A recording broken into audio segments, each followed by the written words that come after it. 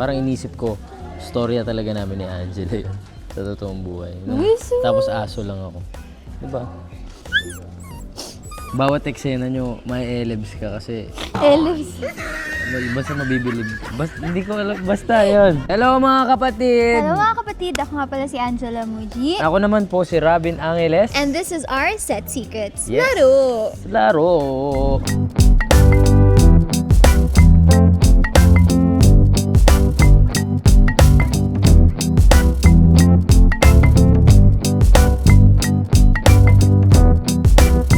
Ako po as Sarah, nag-workshop po ako talaga and inaral ko po yung character niya. Pinanood ko po yung film to understand the flow of the story, to understand how or why she is the way she is. Tapos, research ko kung paano ba magsalita, maglakad, tumakbo yung isang taong may sakit sa baga, kung bakit malalim yung hugot niya. Nag-monologue ako actually for like 1 hour straight just talking to an imaginary figure na pinapaalis ko. Sobrang daming workshop po talaga na inattenda namin ni Angela. Gaya na sabi niya kanina. Sobrang kakaiba niya kasi paano mo mapapakita yung emosyon na hindi ka nagsasalita. Tapos, ayun, 1 hour straight, gumagapang ako, nanonood ako ng video na ginagaya ko po kung paano kumilos talaga yung werewolf.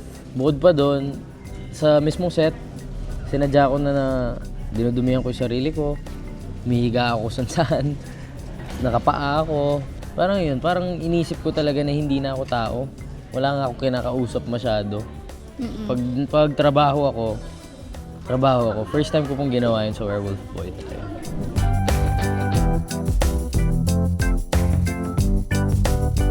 Malaki po yung actions niya na parang maiintindihan mo siya, maiisip mo na parang kausap mo lang yung aso mo. Kasi di ba yung dogs or yung cats, somehow we understand what they want or what they need based on their actions. Ganun po si Rab.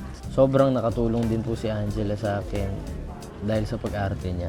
Parang ramdam mo talaga na amo mo siya, na mahal mo siya, na hindi mo siya iiwan.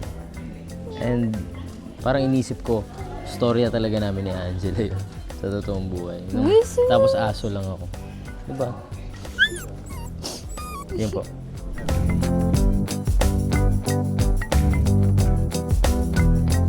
Ano parang sa posture ko din. Pag kinondisyon ko na yung katawan ko na naka-ganon ako, alam ko na ako si Boy. Ramdam ko na kung anong dapat ko gawin, kung paano ako gumalaw. Basta parang nakagawa po talaga ako ng sariling karakter.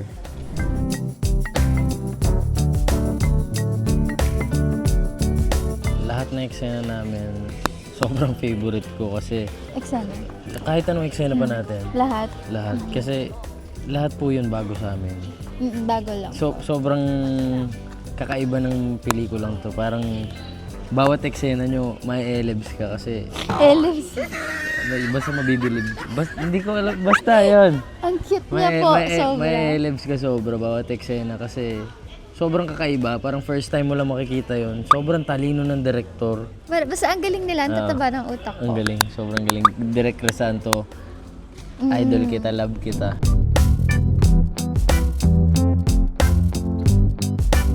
Ako syempre, sobrang saya. Kakapelikula ako. Yun yung pinakapangarap ko sa buong buhay ko. Hindi ko siya hinihiling, pero alam ko sa sarili ko na sobrang pangarap ko to and hindi ko alam mararamdaman ko pag nagkaroon na ako ng pelikula. Tapos nagkaroon ako ng pelikula, kasama ko pa si Angela. Kaya sobrang blessed ko. Tapos, nung sinabi sa akin na, ito yung gagawin nyo, Werewolf Boy, happy ako kasi wala linya. Wala ako memorize na mahahabang lines. Tapos nung workshop na, sabi ko, paano ko gagawin to? Mas mahirap pala. Parang mas gusto ko na yung may linya. Tapos, ayun na, sobrang lahat po ng oras ko na binuhos ko na sa Werewolf Boy. Kasi sobrang hirap niya talaga gawin. Ako po, sobrang casual lang po kasi nung pagkasabi sa akin kaya hindi siya nag-sink in kagad. So parang ako, talaga po. Tapos biglang sinabi, may movie ka na, yan lang reaction mo. Doon ko lang na-realize na, oo nga, may movie. What the hell?